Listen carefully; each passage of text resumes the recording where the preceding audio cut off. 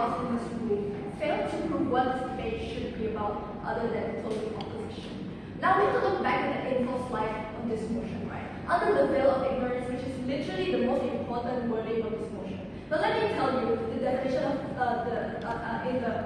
under the veil of ignorance, since no one has characterized it since the beginning of the debate, right? So before you were born, under the veil of ignorance, meaning that when you are born, you don't know in which class or which background you're going to be born into. You don't know what race you're going to be born into, and therefore we say that as the closing opposition, when you choose to have low empathy and you're born into whatever race or whatever class you are, we are actually better at handling situations and actually being able to solve issues much more better than both House or government, which I will prove more later in my comparison of cases of both sides of the House, right? So, three things I'll be doing today. Firstly, on the comparison of the government's case and why both the government side actually failed to prove what they have to prove. And secondly, on the comparison of opposition's case and how we are more explicitly better than the opening opposition. And lastly, on why our case actually outweighs all of the other houses in this room. Now, firstly, on the comparison and my issue with the framing of both houses from the government side, right? Now let's tackle closing the government first, right? Since they came before us. So firstly, opening government since they first started, right? So firstly, that how they don't see the problem in people pleasing. So we say that this isn't actually what they should be done at the side of the House. Why so? Firstly, they should depend on how they approach things eventually better compared to having low empathy, right? Now why is this inherently important for this comparison then? Because under the veil of ignorance, right? Let's say you're born into a really low class family, or you're born into a race that is heavily discriminated by others, for example, being black, right? So when you choose to have high empathy, it is very likely that you will ignore yourself, that you will rather harm yourself in order to care about other people's problems, in order to be people pleasing, in order to be a better person, right? We say that this isn't actually true, because when you harm yourself in the account or trying to make other people feel better,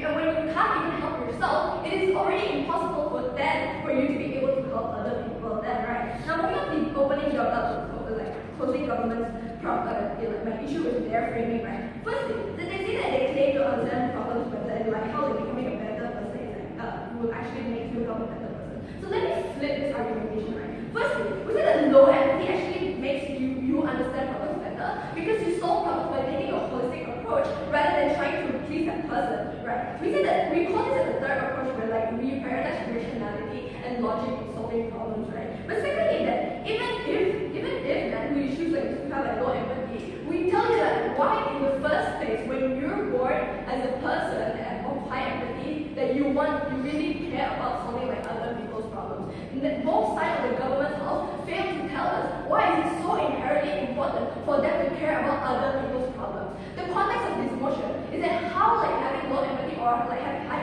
empathy actually affects you as a person, how it affects your experience as a person, rather than how it affects the people around you. That's what this debate should be about, Judge. Now, moving on to the comparison of the benefit of our framing, right? Now, firstly, in the premise, right, we said that our side of the house can actually increase objectivity and impartiality towards another individual's experience, right? Now, what both sides of the government house fail to understand is that having low empathy doesn't mean you have no empathy. Having low empathy does not mean that you will not be able to relate to that person's experience at all. The difference between high empathy and low empathy is that a high empathy person constantly actively seeks out to care about other people's problems and try to relate with them, even if they don't have this explicit experience, right? Now someone who has low empathy, we still have empathy. It's just that we're not the type of person to be nosy and care about other people's problems. But if that person reaches out to us and they want us to help them, it doesn't mean that we don't want to help them.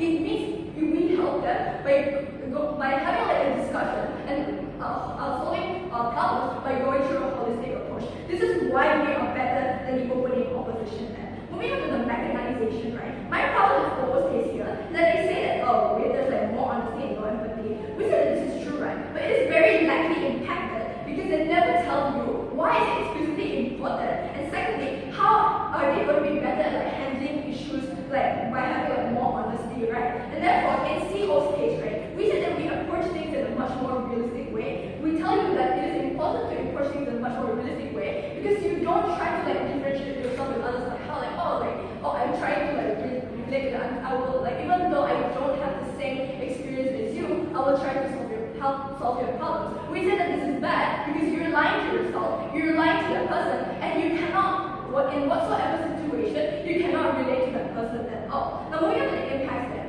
So this is like an even if type of section, right? 3 different scenarios. Now let's say I have a low empathy, but I still have like the same experience with that person, right? In this situation, you can actually solve this problem much together better from a holistic approach. Meanwhile, in the world like where you have like high empathy and you have the same experience as that person, there will still be like difference in like your experience, right? Because someone with a high empathy is very high likely to try to to be individualistic and tell you like, oh, like I can relate to your experience. I'll try to put myself in your shoes, but we still have but it still like explicitly means that you try to solve problems that is still like uniquely different to other people, right? Second scenario then is that how like let's say like you have low empathy and you don't have the experience. This will still does not affect you as a person, and this will still not affect that other person because you're not caring about other people's problem unless they themselves approach you and ask for your help to solve the problem. Now moving on to extensions of the refutation for like OG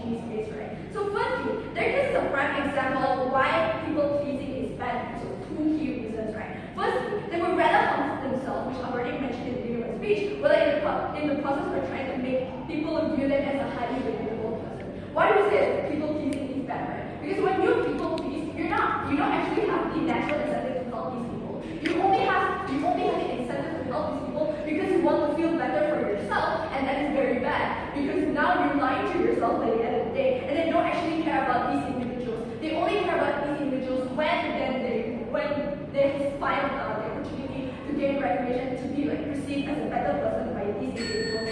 Which is why we as people are explicitly better than all of the houses in this room, because we debate the debate by taking the context